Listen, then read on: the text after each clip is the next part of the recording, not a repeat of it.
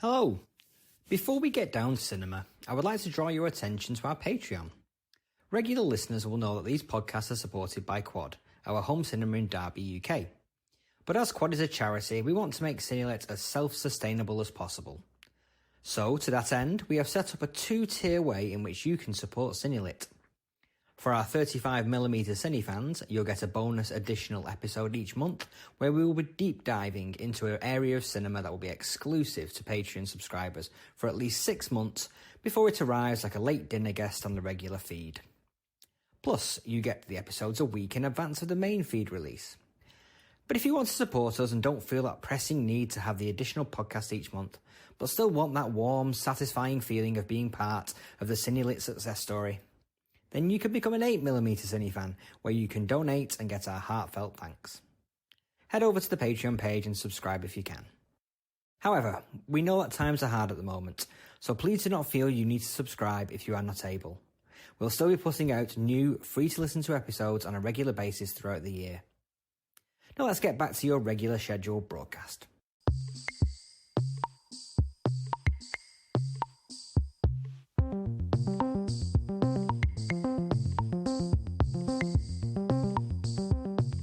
Hi, I'm Rebecca Taylor, Film Officer at Quad in Derby. This podcast is part of a season we're doing at Quad in September called Reforming the Image, which is focusing on Black and ethnically diverse representation on screen. In the podcast, I'm going to be talking to people in the film industry from a diverse community about representation on screen and the films that they identify with.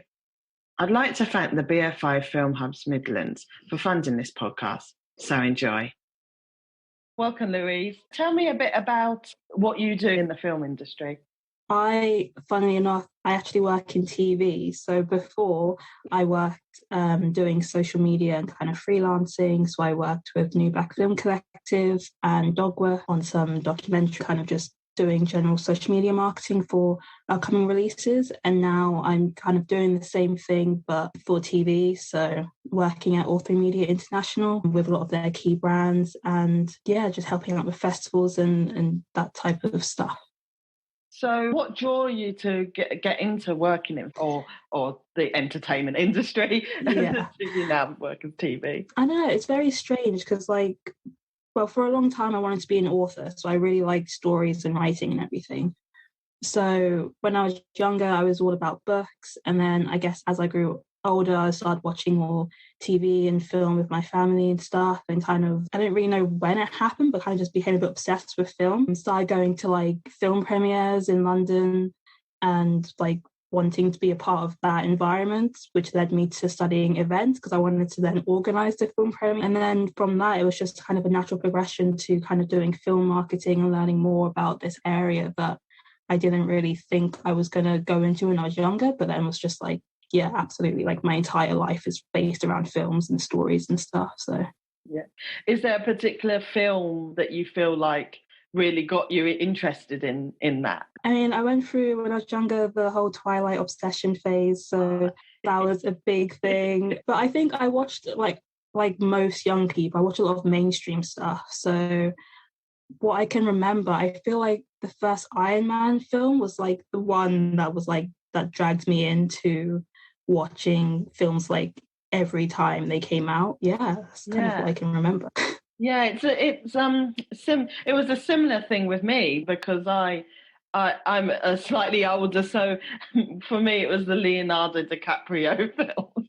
And I probably started with a crush on him, and then like yourself, I used to love the Hunger Game films, and I'd read all the books, and similar to you, I sort of had that crossover, and I always used to attend all of the premieres at Leicester Square, so I had the same similar to you. I just loved the whole everything about the film industry, and I was completely sucked in.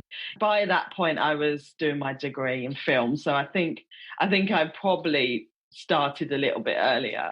So you've already sort of mentioned that you wanted to be a author when you were growing up. How did you see yourself, sort of what type of writing were you looking to do, Yeah, I think, again, like most young people, Jacqueline Wilson was a huge like impact on my writing. Like I read all of her books multiple times, but also just like young adult fiction was just like the main thing that like really blew up when I was a teenager. So that kind of like binge reading all of these different series and just being like blown away by the world building and all the different characters, and it's very into like fantasy novels as well. So the elements that you find in those books, and yeah, I think it was just like the first form of escapism that I found before film was reading books. So I just really wanted to like create that myself. Yeah. Do you think there's any sort of particular reason why you were drawn to certain, was there certain sort of characters in books that more reflected yourself, or can you see that or not? Well, when I was younger, I feel like a lot of the books were, if they didn't necessarily like describe the skin color, it was typically a white protagonist in the book. So I never really focused on that element. It was more of the like, obviously because I'm a teenager at this point, I was kind of like, oh, powers, that's cool. Like those different elements to it. So I didn't really focus on like race and everything. But I do see like now with like how books are adapted to screen, there's a lot, it's like easier for casting to kind of be more diverse. So the books themselves might not be exactly like super diverse, but film is making it more diverse to like fit in, because you know the audiences of these books aren't just the like white boys and girls, it's everyone. So yeah. I don't know if that answers your question. Yeah, it's interesting with me because I wasn't particularly conscious of it, but thinking about this season and just generally thinking about where I draw representation when I was younger, I remember I really liked the Brandy and Whitney Houston version of Cinderella. And I was never a Disney child, and I never liked Disney. And I used to get a little bit frustrated I didn't understand why I didn't like Disney like everybody else did. And now it's become more obvious. It's because I just couldn't relate to those people on screen. You know, you didn't have, you know, the obviously Disney are now more aware of that. You know, you have A Wrinkle in Time and Princess and the Frog.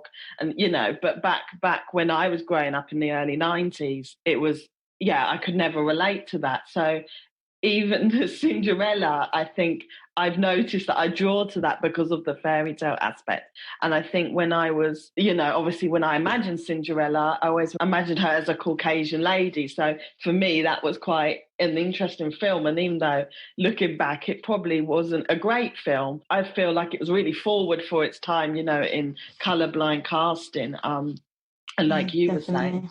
Like you were saying, in the sense of, you know, that even if the source material is, you know, less diverse, you know, you find that with adaptations, they, you know, they're starting to become more, you know, colourblind casting. So, yeah, that's really interesting.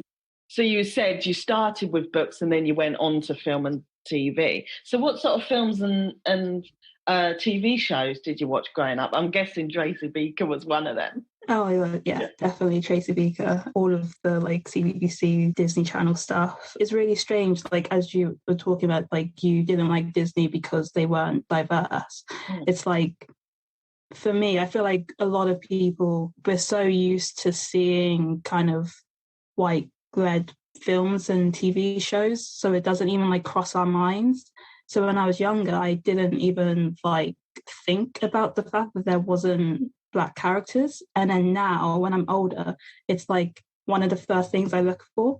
Yeah. So it's like, as I've gotten older, I've started to realize, wait a second, like there's something missing from what I'm watching. But when I was younger, like my mum was a huge sci-fi fantasy fan as well, which is probably where I get it from. So dinners were like spent watching Angel and Buffy and Charmed and all of those shows, which were all pretty much white cast. And then again, films was just like I mean, she did like stuff like The Color Purple, so those were the type of films I grew up watching. But yeah, it was a lot of kind of the big classics now that we consider. Yeah. And that is quite interesting. I was thinking as well with the like Disney Channel. Like I think they had like, so for me it was That's So Raven.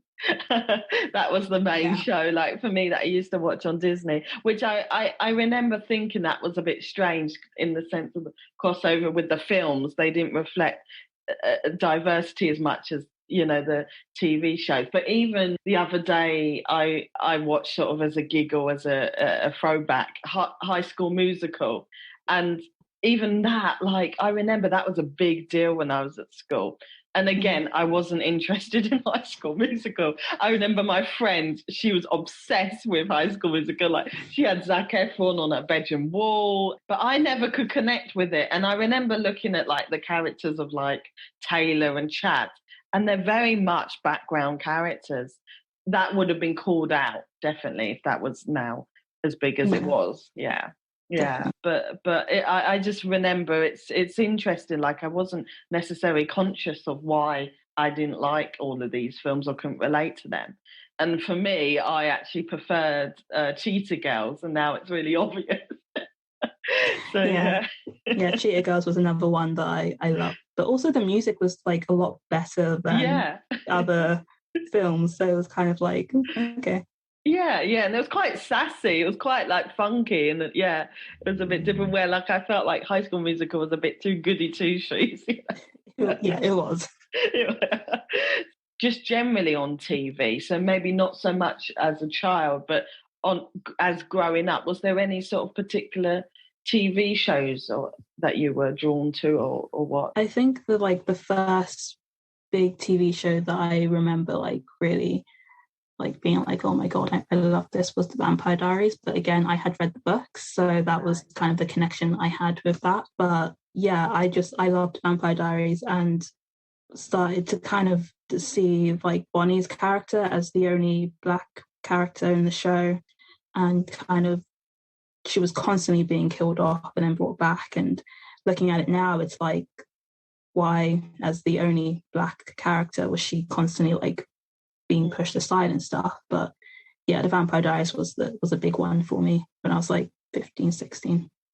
Just thinking about just generally with films, is there any films that you feel are more of an authentic representation or not? I think it's getting better. I think there's still a struggle to tell black stories without focusing on trauma and slave trade and stuff. Like I was really excited for The Photograph, I think it was with. Oh yes, yeah.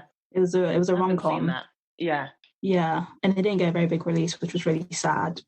Like when I saw the trailer, I was like, oh my god, a black rom-com! Like this never happens. So, and you have like Hidden Figures and Girls Trip and stuff. So it's definitely like some films that are getting there, but a lot of the time you still have a black character that's stereotyped, or you have a storyline which is based around suffering, and a lot of the time you just kind of want you still want like drama and conflict, but you want like a character who is okay. Like there's nothing that they have to like really go through, and like you have to see them like relive all of this trauma and pain and stuff. So it's getting there, but it's a slow process. Yeah, I completely agree with you, because I was talking to Caroline Wilson from Under London, and I was talking to her about this, and I was saying about how there's quite a lot of films and TV that I think are great, but sometimes I just want a story where like the character happens to be black, but they have an ice cream van, or they do something and they just happen to be black. Like a lot of the stories are more authentic and, you know, are based on real life stories. But I feel like at the moment there's quite a lot out there that's around oppression, and I just kind of feel like the same with you, in that you just want stuff now and again that's just, you know, about life that's a crossover. I mean, it's quite interesting when you were saying about those films, because I was trying to think one of the first films I saw in the cinema, and this is going to show my age now, was Brown Sugar. I don't think I've even heard of that. I'm not going to lie. Okay. Brown Sugar and Love and Basketball. I can't remember the lady's name, but she was big in the early noughties, and she did a film called The Best Man, and then she did Love and Basketball and Brown Sugar. And they were, again, like you said, they're very much a black rom-com. And then I feel like there's a big jump with like Girls Trip, which was similar to those types of films, but had more of a crossover, you know, like everybody saw Girls Trip and it was quite, you know, it's very successful in the cinema. So I feel it's quite interesting, that big, huge, you know, gap. But, and again, with Hidden Figures, you know, that had a big crossover. So yeah, it's just interesting, some of the stories. And I know there's one film that I really identified with is Girlhood. It's kind of interesting because I don't relate to all of it. And obviously there's lots of parts of it that are a bit more stereotypical. But, you know, the biggest thing that I relate to is the sequence when she's singing with her friends to Rihanna Diamonds. That just so reminded me of my teenage years and growing up in, you know, North London, and, you know, in that sort of urban area with my friends. You know, we used to spend the summers not shoplifting, but used to spend the summers, you know, around, you know, just hanging out. And I really like that sequence. I think that sequence, I think it's very special to me. But yeah, it's quite interesting looking at. I'm struggling to find many films that I would say is an authentic representation or authentic idea of the life that I live and the life, you know. So yeah, is that how you feel?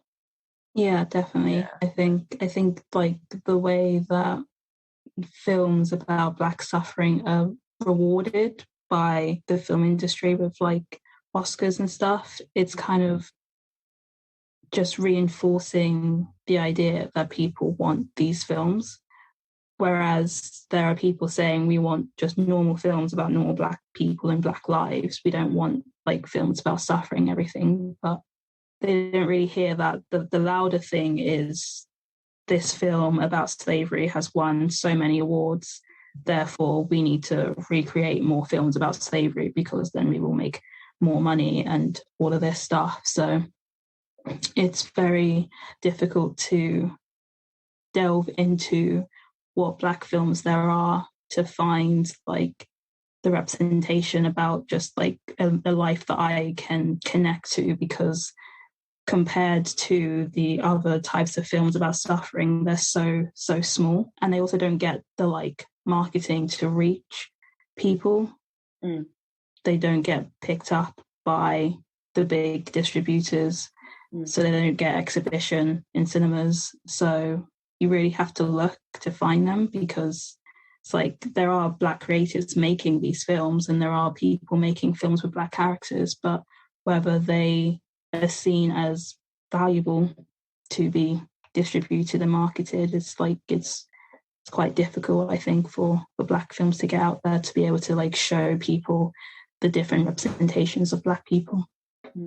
And then when you're thinking also as well of intersectionality in the sense of the age, the regional areas, because when I was talking to Caroline about South Asian representation, we were talking about, I feel like there's more out there regionally due to the creators being from different regional areas.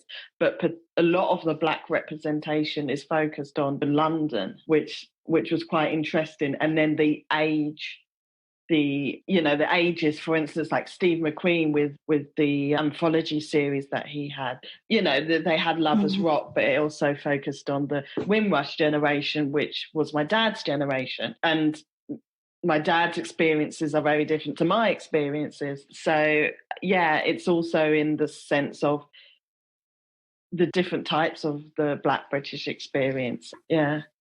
But I struggle to find one I'd say that I really identify with. But there's, you know, I think Michaela Cole is doing really well, and the kind of work that she's doing. But yeah, I just struggle. And I was talking to another guest on another podcast, and he's much older than me, and he was saying how he got representation from Desmond's And I was like, oh, yeah, I remember Desmond's on the TV. And then that was made, before I was even born. And it's like, that's a completely different Black experience. It's more my dad's generation. And then we're talking about like EastEnders and the way that the Truman family are reflected of is more my dad's generation than the sort of upbringing that I had, in the sense of the way the house is and everything. Is there anybody else that you feel is trying to change that and trying to have different stories? I think just seeing, I guess, like John Boyega and Daniel Kaluuya, like the work that they are doing and their production companies and stuff. And yeah, like I said, Michaela Cole as well. And like seeing her going from Chewing Gum to the show that she just did, which I can't remember the name of. Yeah, I think there's a lot more being done. I'm really bad at names and like thinking of particular people, but there's a lot of stuff being done and there's a lot more initiatives and kind of effort from the industry to get Black creatives involved with making films. So I think it's like it's more on everyone's radar now, which is good. Do you feel as well that it's something to do with commissioning as well? Like obviously Channel 4 were quite at the forefront in the late 80s, early 90s, but is it more of a case now with streaming services and things like that of making your own table instead of waiting for a seat at the table? And finances, because I was talking to Caroline about Tyler Perry and, the whole sense of he's created his whole studio. And is that something you feel like maybe we need something that's the only way we're going to make more stories? But if you don't feel that way, that's fine. But I was just thinking that that might be a possibility. No, I think definitely. I think I wrote a little bit about this in my dissertation, and I think streaming platforms like Netflix and Amazon definitely like create more opportunity for diversity on their platforms because they know that they have a global reach. And I mean, distributors know that too, but I feel like it's slightly different with streaming platforms because they literally are in every single country and they know that their audience is ridiculously diverse. So they're like, if you have diverse stories, come to us, we'll pay you like a premium price for it. And so they have kind of the ability to reach out to people that maybe don't have the same opportunity to go to distributors to get their products commissioned and brought. And I think like having Black production companies and making the stories within the community is definitely going to be a big thing. You don't want there to be like a divide again between Black and white creators, but I think that there is a authenticity that comes from having a Black filmmaker or writer cast on a project that it's going to like make it have more of a connection to their audience. And, they know the stories. It's kind of difficult to have someone who hasn't lived that life tell those stories because it's just not going to be the same. It's going to be different perspectives. So yeah, maybe that's more the sense that the content has to be from people that have experienced a similar story. Yeah, I agree with you. Well, it's been great chatting with you, Louise. It's been very interesting. So yeah, thank you.